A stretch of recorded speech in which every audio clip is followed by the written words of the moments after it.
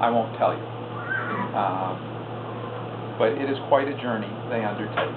And one of the challenges in this book, and I think for me the biggest challenge, was to have my characters grow up. It's also a rather substantial challenge for all of us.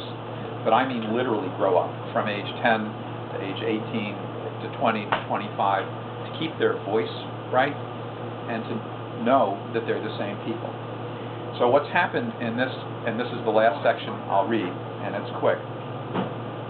What happens in this section is that Grant, my main character, is now in his late 20s. He's an attorney.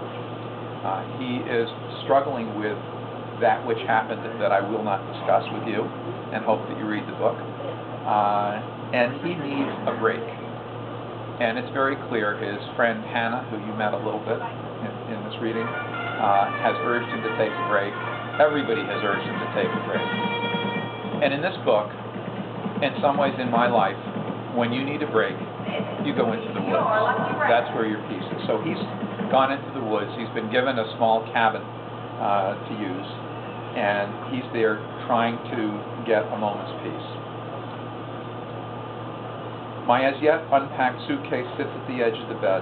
I stumble into the main room of the cabin, getting coffee going, and open the door to inhale the woods and lake smells. I cannot see the water, although it is less than a quarter mile from my cabin. The forest, thick with evergreen, barely lets through the light. At some point today, I will drive to the local bait and tackle shop and buy a couple dozen night crawlers. I plan on freshly caught yellow striped perch for dinner. For now, I'm content with the aroma of coffee as it joins the unmistakable smells of the forest. The evergreen near the cabin are short-needled and consistent one to the next, their sameness disconcerting. The uniformity is not natural, and I wonder if each tree has been planted, its location selected by a tree farmer who will return one day and harvest his crop. These woods are not like mine. My woods are wild and random. I wipe the dew from the green Adirondack chair that sits beside the lakeside of the cabin's deck and begin my watch. The rewards that flow from staring into a forest are unpredictable. I sit motionless and scan from left to right, my physical effort limited to eye movement, quite content to be alone. A few minutes pass before I hear the sounds. There's no true quiet in our office in Albany. Even with the doors closed and the windows closed, it's impossible to escape the sound of a bus accelerating and car horns. The continuous presence of street noise dulls one to the delicate.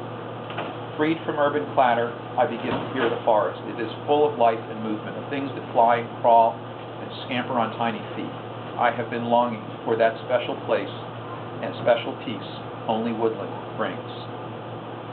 My desire for perch is unrequited. In 3 hours I catch 2 bluegills and an infant largemouth bass, hardly a dinner. I haven't spoken to a soul in 24 hours. After a meal of canned spaghetti and green beans, I return to the lake and conserve my flashlight batteries as I make my way down the path and out onto the dock. I hear the washing whisper of small waves on the rocky brown shore, watch the last moments of sunset, and am witness to the beginning of night. I have a star chart, binoculars, and a goal to see Callisto and Ganymede, Jupiter's largest moons. Unlike many who scan the skies solely to find a shooting star, I was brought up to find the rare but permanent parts of the sky. It is a victory to count more than 10 stars in the Pleiades, to find the teeny pricks of light that are the other moons in our solar system. I light 2 citronella candles and lie on my back on a bench on a deck and take in the great arc of the universe. There is an occasional splash as a fish collects evening meals. Just why they are more interested in eating water spiders and mosquitoes when earlier in the day they could have had my luscious night crawlers is beyond me. I find Jupiter and begin to move the binoculars. I go slowly. Moving quickly will spook my prey. With the binoculars in place, I begin to focus. The planet gets clear as I adjust the lens, but I see no tiny moons. I remove the binoculars and wonder whether I've identified the right heavenly body. I pick up a star chart in my left hand and turn on the flashlight with my right and begin the process of looking from the chart to the heavens and back. Before I can refocus, I hear the unmistakable sound of a car rumbling down the dirt road that leads to the cabin.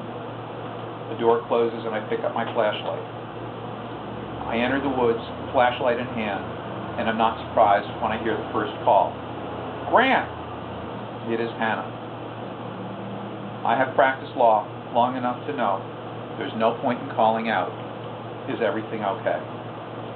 The forest floor includes a path on which I walk. It's covered with roots and dangerous, but I know how to move fast through the woods.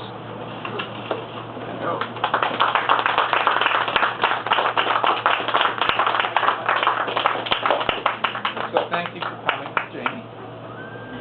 This is my colleague, Jamie Abrams. Jamie, this is the assembled one. Well, come on in. Don't stand.